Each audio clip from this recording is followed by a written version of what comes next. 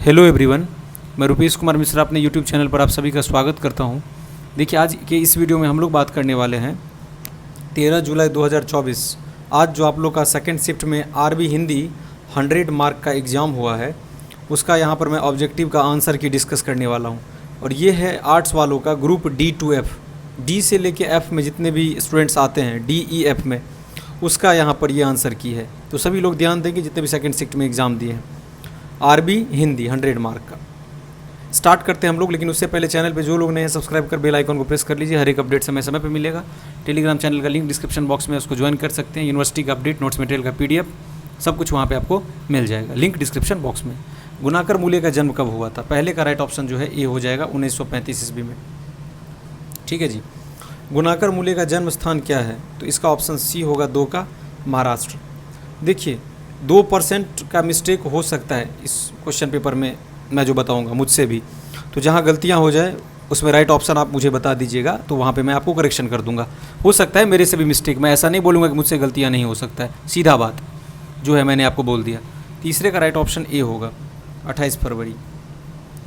रमन ने अपना शोध आरंभ किया था, ऑप्शन ए कलकत्ता की इंडियन एसोसिएशन से। आर्थर कॉम्प्टन को नोबेल पुरस्कार किस वर्ष मिला था? तो 5 का राइट ऑप्शन सी हो जाएगा 1927 में, कॉम्प्टन इफेक्ट के लिए। रमन को भारत रत्न की उपाधि ये मिला था 1954 में, 1954।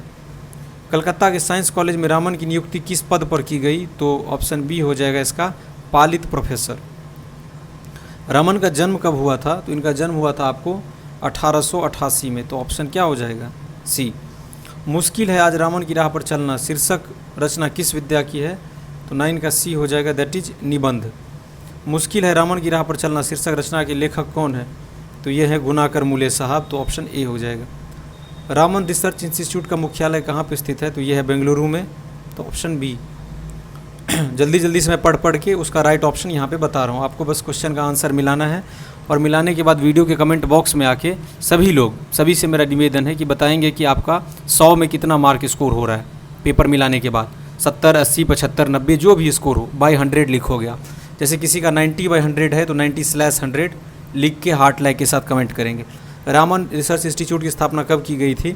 तो 12 का जो राइट ऑप्शन है, ये ऑप्शन ही गलत है। ऑप्शन 1948 होना चाहिए, लेकिन ऑप्शन में है ही नहीं, ये गलत क्वेश्चन है। इसमें मार्क मिलेगा आप लोगों को, चाहे ABCD में से कोई भी टिक किया हुआ हो। The Indian association for the cultivation of science ये कहाँ स्थित है? तो कलकत्ता में। ऑप्शन क्या हो जाएगा? ए। सौंदर्य चेतना शीर्षक रचना किस विद्या की रचना है? तो इसको एक बार आप कंफर्म कर लीजिएगा। इस क्वेश्चन में मुझे कन्फ्यूजन है, तो एक बार आपको कंफर्म कर लेना है। मैं बोल रहा हूँ इसका राइट ऑप्शन बी होगा, दैट इज आत्मकथा। कहानी भी हो सकता है, एकांकी नहीं होगा। ए और बी में से एक ऑप्शन होगा। मैं बोल रहा हूँ बी। आपका क्या कहना है कमेंट बॉक्स में आके बताइए, please tell me in the comment box. जो अधिक लोग कमेंट करेंगे उसी को मैं राइट मानूंगा। सौंदर्य चेतना शीर्षक रचना के लेखक कौन है? तो ये है doctor Devraj, option A. Ramayana Mahabharata में सांस्कृतिक चेतना के लेखक हैं, 16 का डी हो जाएगा, इनमें से कोई नहीं, ऑप्शन में है ही नहीं इसका।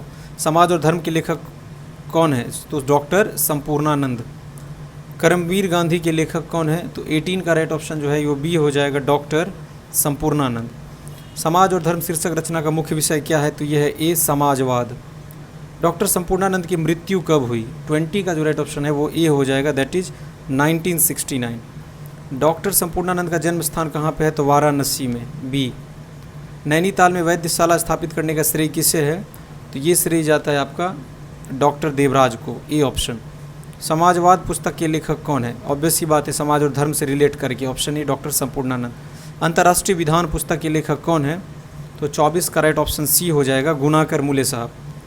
छीद विलास, तो डॉक्टर संपूर्णानंद, 25 का ये ऑप्शन हो जाएगा। थोड़ा जल्दी मैं समाप्त कर रहा हूँ, आप लोगों को फास्टली मिलाना है, ठीक है। वीडियो ज़्यादा फास्ट लगे तो उसको थोड़ा स्लो कर लीजिएगा, ऑप्शन रहता है यूट्यूब पे। ज्योति विनोद पुस्तक के लेखक कौन है? तो 26 का राइट ऑप्शन ए हो जाएगा, भगवत शरण उपाध्याय। इसको भी एक बार कंफर्म कर लीजिएगा आप लोग। सम्राट हर्षवर्धन पुस्तक के लेखक कौन है? तो 27 का बी हो जाएगा, भगवत शरण उपाध्याय। पृथ्वी से सप्तऋषि मंडल पुस्तक के लेखक कौन है? तो ये है आपका, इनमें से कोई नहीं, ऑप्शन में है ही नहीं। अंतरिक्ष यात्रा के लेखक कौन है? तो 29 का राइट ऑप्शन होगा वो बी हो जाएगा, आचार्य नरेंद्र देव। डॉक्टर संपूर्णानंद राजस्थान के राज्यपाल कब बने थे? तो इसका राइट ऑप्शन ए हो जाएगा, 1962। डॉक्टर संपूर्णानंद विधानसभा के सदस्य कब बने, पहली बार पूछ रहा है ना, तो 1926, तो ऑप्शन विल बी बी। ठीक है जी।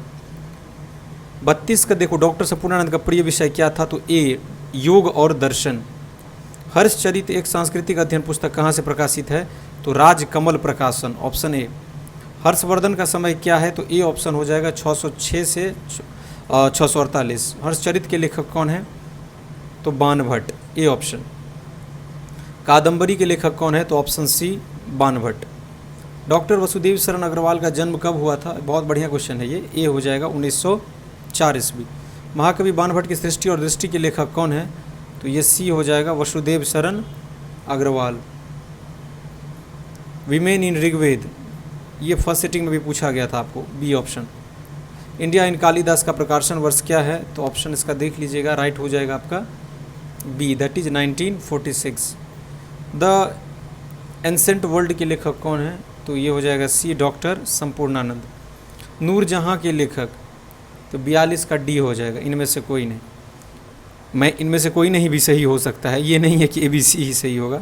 मैं मजदूर हूँ के लेखक कौन है, तो भगवत शरण उपाध्याय, 43 का ए हो जाएगा। 44 का देखिए, सागर की लहरों पर के लेखक हैं, 44 का ए हो जाएगा भगवत शरण उपाध्याय। भगवत शरण उपाध्याय का जन्म कब हुआ था, तो 45 का आप लोग का ए हो जाएगा 1910 ईस्वी। ठूठा आम के लेखक कौन है, तो 46 का राइट ऑप्शन आप लोग का डी हो जाएगा। साहित्य शिक्षा और संस्कृति के लेखक हैं, बी ऑप्शन डॉक्टर देवराज। आचार्य नरेंद्र देव का जन्म कहाँ हुआ था, तो 48 का राइट ऑप्शन क्या हो जाएगा, सी, दैट इज महाराष्ट्र। विविधता में एकता की कौन है लेखक, तो 49 का ए। आचार्य नरेंद्र देव कहाँ के कुलपति थे, तो देखिए सबसे पहले लखनऊ के बने थे और फिर बने थे बनारस हिंदू विश्वविद्यालय का। तो ऑप्शन ए जिनका टिक किया हुआ होगा उनको पूरा मार्क मिलेगा, 1 मार्क मिलेगा, मतलब क्योंकि LNMU ए को ही सही मानेगा, जबकि बनारस हिंदू विश्वविद्यालय में भी बने थे वो, सी भी होना चाहिए, लेकिन ए ऑप्शन मान के चलो। कार्यालयी पत्र के अंतर्गत सम्मिलित है, तो 51 का राइट ऑप्शन जो है वो आप लोग का हो जाएगा 51 का आपका हो जाएगा क्या, मेनली ये सरकारी पत्र होता है, सी ऑप्शन। वैसे सी और डी में से एक बार आप लोग कंफर्म कर दीजिए कि राइट ऑप्शन क्या होगा इसका, लेकिन सी ऑप्शन तो होता है सरकारी। राजभाषा हिंदी क्या है, ये एक संपर्क भाषा है, ना कि राष्ट्रभाषा, ऑप्शन ए। संविधान की 8वीं अनुसूची में कितनी भाषाओं को मान्यता दी गई है, तो 22 को। संविधान किस भाग में राजभाषा संबंधी प्रावधान है, इसका कमेंट बॉक्स में आप लोग आंसर आके बताइए। तो जी राज्यसभा के प्रश्न को लेकर संविधान सभा में प्रथम बार कब चर्चा किया गया, तो 55 का जो राइट ऑप्शन है वो बी हो जाएगा, 14 सितंबर 1949। प्रथम राजभाषा आयोग का गठन, 56 का राइट ऑप्शन ए हो जाएगा, 1955। राजभाषा संबंधी प्रावधान किस अनुच्छेद में, 57 का जो राइट ऑप्शन है वो क्या हो जाएगा, राजभाषा संबंधी अनुच्छेद 819 में तो नहीं होना चाहिए। संघ की राजभाषा हिंदी संविधान किस अनुच्छेद में उपबंधित है, 58 का जो है ए हो जाएगा, 343। संविधान सभा में राजभाषा हिंदी के पक्ष में कितने मत पड़े थे, तो 59 का जो राइट ऑप्शन है वो हो जाएगा आप लोग का सी, दैट इज 79। संविधान सभा में राजभाषा अंग्रेजी को लेकर कितने वोट पड़े थे, 60 का जो है ये ए हो जाएगा, 78। संक्षेपण की विशेषता उपयुक्त सभी, डी। हिंदी दिवस 14 सितंबर को, ये ऑप्शन। प्रथम राजभाषा आयोग के सदस्यों की संख्या कितनी थी, 63 का जो है बी हो जाएगा, 21। विश्व हिंदी दिवस 10 जनवरी को होता है, बी ऑप्शन। मैंने थोड़ा जल्दी इस वीडियो को समाप्त किया है, बहुत ही फास्ट में बोल रहा हूँ, तो धीरे धीरे आपको आराम से सुनना है राइट ऑप्शन ABCD करके क्वेश्चन, इसीलिए मैं पढ़ रहा हूँ ताकि कोई इश्यू ना हो, आप लोगों को दिक्कत ना हो। विश्व हिंदी दिवस 10 जनवरी। राज्य की राजभाषा, ये इसका राइट ऑप्शन सी हो जाएगा, या राजभाषा संविधान के किस अनुच्छेद में उपबंधित है। संसदीय राजभाषा समिति का गठन कब किया गया था, तो ए ऑप्शन होगा, 1957। राजभाषा अधिनियम कब लाया गया, तो सी ऑप्शन, 1963। मेमोरेंडम का मतलब होता है स्मरण पत्र ज्ञापन, बी। प्रयोजन मूलक हिंदी, इसका राइट ऑप्शन ए होगा, द दंगल झालटे। टेलीग्राम चैनल को निश्चित रूप से ज्वाइन कर लीजिएगा, लिंक मैंने डिस्क्रिप्शन बॉक्स में दे दिया। एक्सेप्टेंस का हिंदी होता है 70 का राइट ऑप्शन क्या हो जाएगा आप लोग का, सी, स्वीकृति, 70 का सी, हाँ। 69 का तो ए होगा, ठीक है। 71 का जो है एब्स्ट्रैक्ट का जो राइट ऑप्शन होगा बी हो जाएगा, सार। एक्टिंग का मतलब होता है, इसका हो जाएगा 72 का आपका जो है ए, कार्यवाही। A option. एफिडेविट 73 का राइट ऑप्शन आप लोग का हो जाएगा सी, शपथ पत्र। अटेस्ट का मतलब क्या होता है? 74 का राइट ऑप्शन आप लोग का बी हो जाएगा, अनु प्रमाणित करना। स्वतः अभिप्रमाणित, अनुप्रमाणित। इस क्वेश्चन को देख लीजिएगा, इसका अभिप्रमाणित भी शायद हो सकता है, लेकिन बी ऑप्शन इसका राइट है। बियरर का जो मतलब होता है वो होता है सी, 75 का हो जाएगा वाहक। इम्प्लीकेशन का मतलब क्या होता है? 76 का ए हो जाएगा मंशा। डिमॉन्स्ट्रेशन का हिंदी अनुवाद क्या होता है? तो निर्दर्शन, 77 का ए। 78 का इंडोर्समेंट का सी हो जाएगा समर्थन। कन्वीनर का हिंदी अनुवाद क्या होता है? तो ये हो जाएगा सी, संयोजक। कंपेंसेशन का मतलब क्या होता है आपका? क्षतिपूर्ति, बी ऑप्शन। ब्राइड का मतलब क्या होता है? 81 का राइट ऑप्शन डी होगा, इनमें से कोई नहीं। बोनाफाइड 82 का सी हो जाएगा, वास्तविक। कौंसल 83 का जो है ये सी हो जाएगा, परामर्शदाता। डेविएशन 84 का ए हो जाएगा, विचलन। एम्प्लॉयर का हिंदी अनुवाद क्या होता है? तो 85 का बी होगा, नियोक्ता।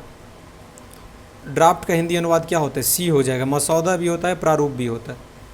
ग्लॉसरी का हिंदी अनुवाद क्या होता है? शब्द संग्रह, मतलब कि बी ऑप्शन। 3-5 करना मुहावरे का अर्थ क्या है? यहाँ से मुहावरा पूछा जा रहा है, डी ऑप्शन होगा। टाल मटोल करना और तर्क वितर्क देना, ऑप्शन डी।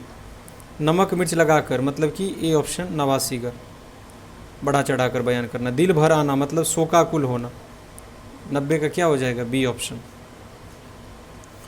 दाल न गलना मतलब क्या? ऑप्शन इसका ए हो जाएगा, 91 का। 92 का त्रिशंकु होना, इसका मतलब हो जाता है आपका अधर में लटकना, ऑप्शन सी। तारे गिनना का मतलब आता है नींद नहीं आना, ऑप्शन बी। नाक रगड़ना, इसका मतलब होता है ए, विनती करना, ए ऑप्शन। पाँव उखाड़ना का मतलब होता है ऑप्शन ए, हार जाना। पत्ता काटना, इसका मतलब ए, संबंध खत्म कर देना। पापड़ बेलना मतलब खूब, बोलते नहीं है कि खूब पापड़ बेलना पड़ रहा है, मतलब मेहनत खूब, संघर्ष खूब हो रहा है। पहाड़ टूटना मतलब ए और बी दोनों। विपत्ति आना, संकट आना, पहाड़ टूटना का मतलब हुआ। 2 दिन का मेहमान मतलब शीघ्र मृत्यु, बोलते हैं ना कि वो सिर्फ 2 दिन का मेहमान है, मतलब मरने वाला है, ऑप्शन ए। डंका बजाना मतलब शोर करना, ऑप्शन बी, 100 का। उम्मीद करता हूँ कि सभी लोगों ने अपना आंसर यहाँ से मिला लिया होगा। चैनल से जितने भी लोग नहीं जुड़े हैं, जुड़ जाइए, आपको पार्ट 3 का सबसे बेहतर से बेहतर कंटेंट आपको यहाँ से मिल जाएगा। हमारे साथ चैनल पर जुड़े रहने के लिए आप सभी का बहुत बहुत धन्यवाद।